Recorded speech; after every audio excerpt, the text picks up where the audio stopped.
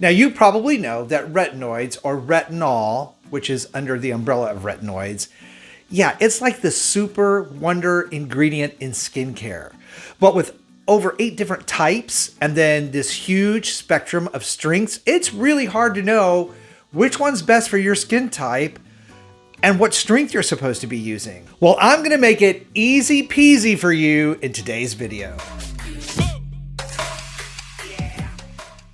Well, hey everybody, welcome back to the channel. I'm really excited today to be doing this video because I'm calling it the Ultimate Retinol Guide.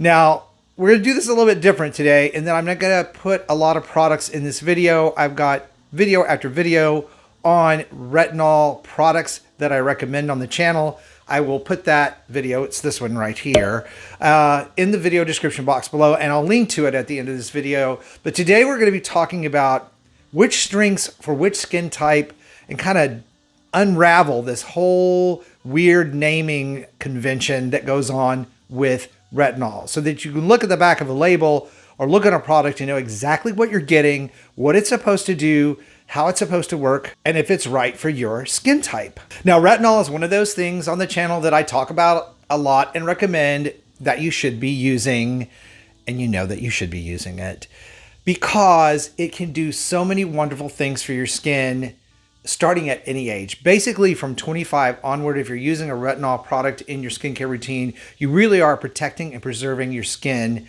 for the rest of your life. It's that powerful. It's why dermatologists get so excited about it, and it's why we hear so much about it. Now, if you're new to retinol and you don't know this, it's really a name for a series or type of product under an umbrella called retinoids. So retinoids are derivatives of vitamin A in various strengths that are applied to the skin that can do some really wonderful things. Reverse sun damage, reduce fine lines and wrinkles, also fade out old age spots, help prevent new age spots from showing back up, and more importantly, it can strengthen the cellular turnover process, which means you're going to shed skin faster like you do when you're young, which is a normal process.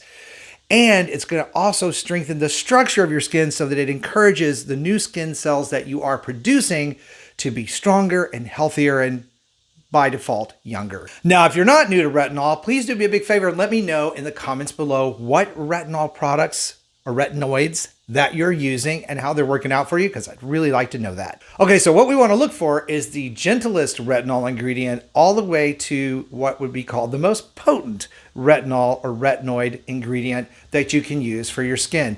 Now, it's really important to note here that understanding the strengths of retinols are important as well. 0.0025 is less strong or more gentle than, say, 0.5, which is at the high end of the spectrum, and 0.025 of retinol in a gel formulation versus a cream formulation means that the gel formulation is actually stronger. So yeah, it can get really overwhelming and confusing, but basically what you need to know is that if you're going to be using a water-based gel as the carrier mechanism for any retinol, it's going to act and behave stronger on your skin than it would if it were in a cream formulation. And the reason for that is the absorption factor is much, much higher in a gel. So just so we know from the beginning that whenever you're picking between the two, gel-based or cream-based, your cream-based products are going to have a little less strength, even though they may have the same number on the label. All right, so starting with the gentlest of the gentle, we are going to be talking about Retinyl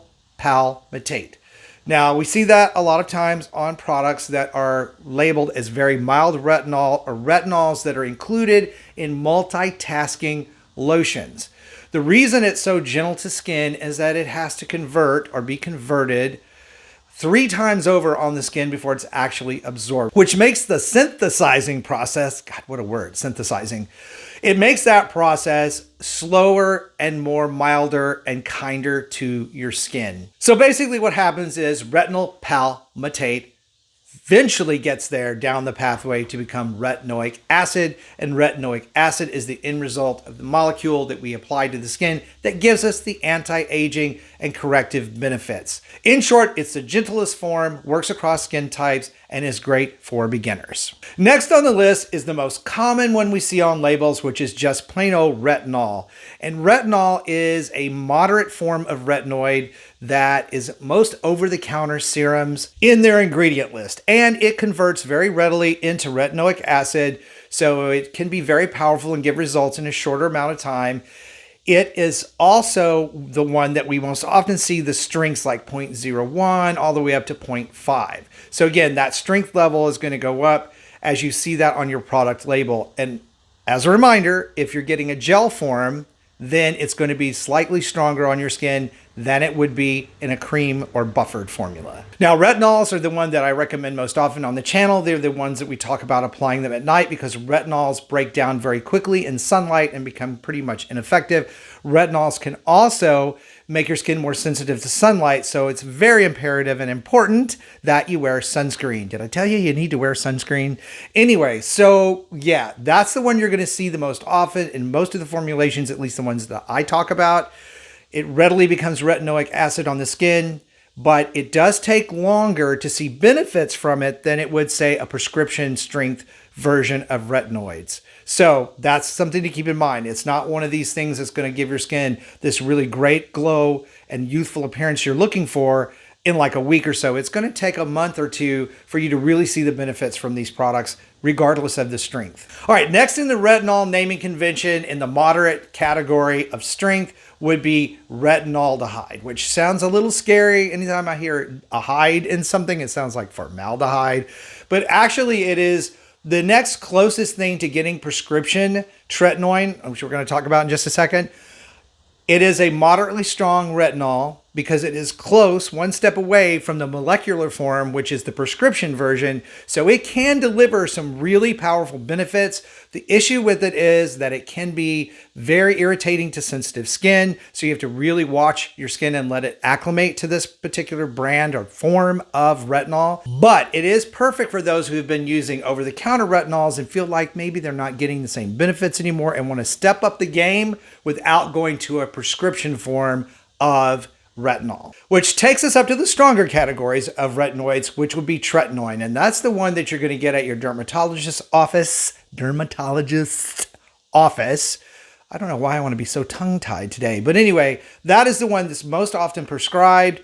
Some of those forms can be without an actual prescription, and you can walk out of the dermatologist's office with it. They usually start you on a lower case dose and then move you up as, again, your skin acclimates to the higher levels of that retinoid. Again, the thing we like to watch with Tretinoin is to make sure that your skin is actually acclimating to it and you're not getting the dryness, itchiness, red flakiness that can happen if you're sensitive to it. So the higher forms are not always for everybody. They don't always work well for everybody. But when they do, they can provide some pretty spectacular results in a very short period of time. Now, if you're someone who struggles with acne breakouts, you have a retinol that is dedicated just to you, and that is Adapalene. And Adapalene is actually one of 3 types of retinols that are often given to people who deal with acne breakouts. Tazorotene and Tiforitine are 2 others that are newer and a little bit stronger than Adapalene. All 3 can be prescribed in prescription strength, although Adapalene is now a very common